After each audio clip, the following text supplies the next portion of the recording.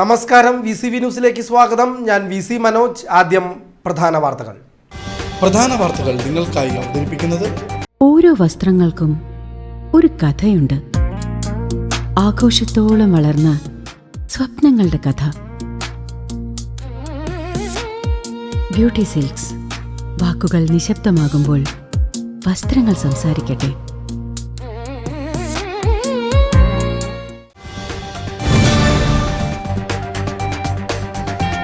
വാഴക്കോട് പ്ലാഴി സംസ്ഥാനപാതയിൽ നാട്ടുകാരെയും യാത്രക്കാരെയും ഭീതിയിലാഴ്ത്തി കാട്ടാന ഇറങ്ങി. കഴിഞ്ഞ ദിവസം രാത്രി 10 മണിയോടെയായിരുന്നു മുള്ളൂർക്കരയിൽ 2 കാട്ടാനകൾ ഇറങ്ങി ഭീകരാന്തരീക്ഷം സൃഷ്ടിച്ചത്.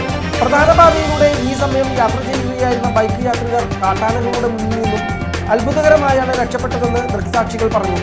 ജനവാസ മേഖലകളിലേക്ക് കൂട്ടത്തോടെ ഇറങ്ങുന്ന സാഹചര്യത്തിൽ അടിയന്തര പ്രതിരോധ നടപടികൾ സ്വീകരിക്കണമെന്നും കുതിരാനിൽ സോളാർ ഫെൻസിംഗ് സ്ഥാപിക്കാൻ സമ്മർദ്ദം ചെലുത്തുമെന്ന് മുള്ളൂർക്കര ഗ്രാമപഞ്ചായത്ത് പ്രസിഡന്റ് NS വർഗീസ്.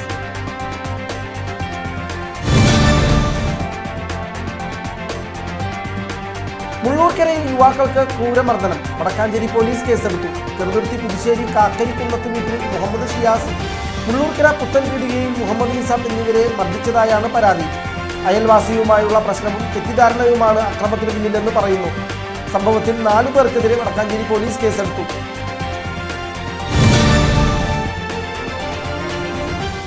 തൃശ്ശൂരിലെ സിറ്റി ഡാൻസ് ഓഫിന്റെ വൻ MDMA വേട്ട. 322 ഗ്രാം MDMA പിടികൂടി. 2 സ്ത്രീകൾ ഉൾപ്പെടെ 6 പേർ പിടിയിൽ. ഗുരുവായൂർ പാവർട്ടി സ്വദേശികളായ ഷിഫാസ്, ജിഷ്ണു, അൻഷാദ്, ഷബീർ, വിദ്യ, ശ്രീലക്ഷ്മി എന്നിവരാണ് പിടിയിലായത്. തൃശ്ശൂർ വാണിയമ്പാറയിൽ നടത്തിയ ആദ്യഘട്ട വാഹന പരിശോധനയിലാണ് ഷിഫാസ്, ജിഷ്ണു, വിദ്യ, ശ്രീലക്ഷ്മി എന്നിവർ പിടിയിലാകുന്നത്. ഇതിൽ ഒരു സ്ത്രീയുടെ രഹസ്യഭാഗത്ത് ഒളിപ്പിച്ച നിലയിൽ 2 ഗ്രാം MDMA കണ്ടെടുത്തു.